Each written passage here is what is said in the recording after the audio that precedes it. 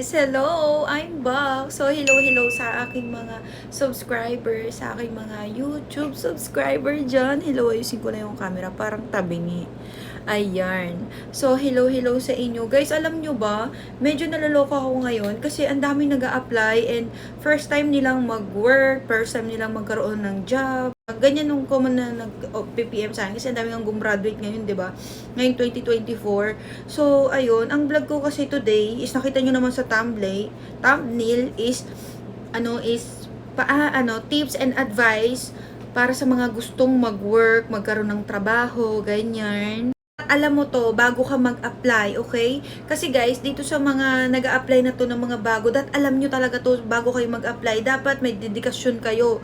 Kung gusto niyo na talagang mag-work, ganun, kahit hindi siya work-related, i-push nyo na, ganyan. Kasi, alam niyo naman, kung subscribers ko kayo, kung followers ko kayo sa aking FB, sa aking YouTube channel na pinapanood nyo ngayon, ayan, kung nanonood kayo, guys, alam niyo naman yung work ko rito, hindi rin related yung pinag-aralan ko, streamer to, is ito rin yung work ko. Kumbaga, hindi ako choosy B, ganyan. Kung ano lang available na work, yan, push ko lang ng push. Kung kuha lang ako ng idea, kung mag-click o kung hindi, lipat ulit. Tapos another work ulit, click lang ng click. Kasi alam nyo ba, napansin ko ngayong 2024, ngayon, kung ano na lang yung available dyan na work, yun na lang talaga ang kakaririn mo. Kasi ang hirap ngayon maghanap ng trabaho, B. Ang hirap.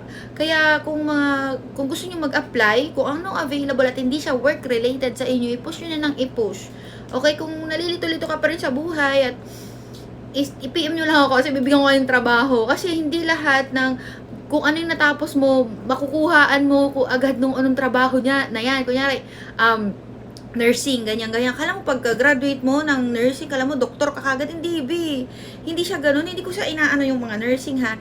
Hindi lahat ng gumagraduate ng nursing or engineer, nagiging engineer agad, ganyan. Kahit anong work, 'di ba? Parang hindi ka kagad magiging ganoon. Ewan ko sino nakaka-relate dito sa akin. Katulad ko, tinapos ko is BS, HRM, ganyan, hindi work-related yung streaming, ganyan. Talagang kahit ano na lang ang available ko, kung mag-click ka dyan, edi go. Kung hindi ka mag-click, try another one, ganyan. Kasi napansin ko dito sa mga nag-a-apply, guys, ang dami nilang mga bagong host na hindi ko po alam anong gagawin ko. First time ko po kasing mag-work. Don't worry, kasi itong vlog na to, kaya ito kinreate ko para to sa inyo mga newbies, okay? First time mag-work, first time magtrabaho, first time kumita ng sariling pera, okay? Unang-una mong gagawin, kung first time mo magtrabaho, dapat may dedikasyon ka. Okay? May dedikasyon ka sa sarili mo na, ay, gusto ko tong i-push, ganyan. Kasi kung wala kang dedication to work, wala din, ganun. Okay, number 1, dapat matyaga kayo. Sa una talaga, minsan, syempre, bagong mundo yun, lo. Ang alam lang kasi natin, pag newbie, pera agad, ganyan.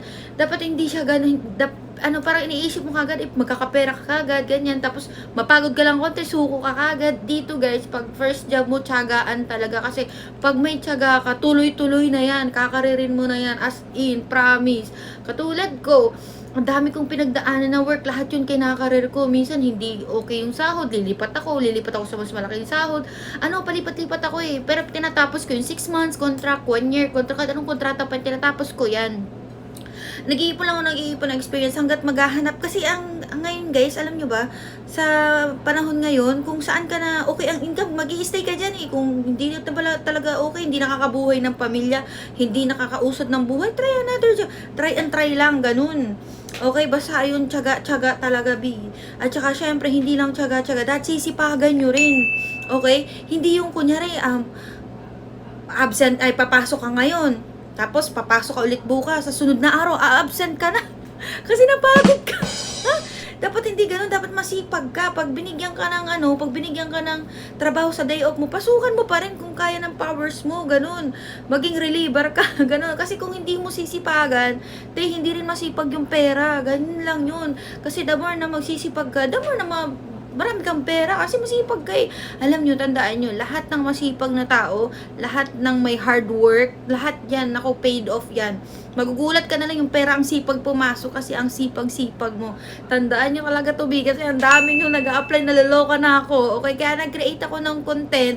Kasi agency manager po tayo ng Good Deeds, and itong Bigo Live app na to, apps to guys ha, nagkakapera dyan, and nag-handle ako ng mga gustong Bigo, okay? Ayan, i-download nyo lang yung Bigo na yan. And i-PM nyo lang ako ng how it is and apply dito sa aking FB, okay? Kasi nag-handle tayo, okay? Don't worry kasi tuturuan ko kayo, okay? Gusto ko lang muna itong mabanggit ito sa vlog ko. Next na tayo. Nasa work ka na, kunyari, di ba, masipag ka na, matyaga ka na. Kita mo yung kung anong meron sa'yo, anong ability mo, ganyan. Kasi pag dito ka nag-work sa, itong apps na sinasabi ko nga sa'yo, di ba, na nag-handle nga ako ng mga nag-work dito.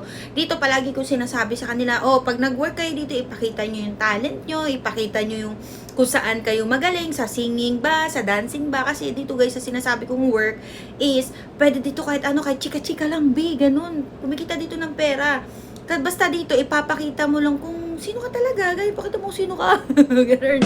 Sa sinasabi ko na to na work guys, lagi ko sinasabi sa kanila na ipakita nyo kung may talent kayo, sa pagkanta, sa pagsayaw, sa kung anong gusto nyong gawin sa live, and marami naman pwede dyang i-content, panoorin nyo lang yung vlog ko, ganyan.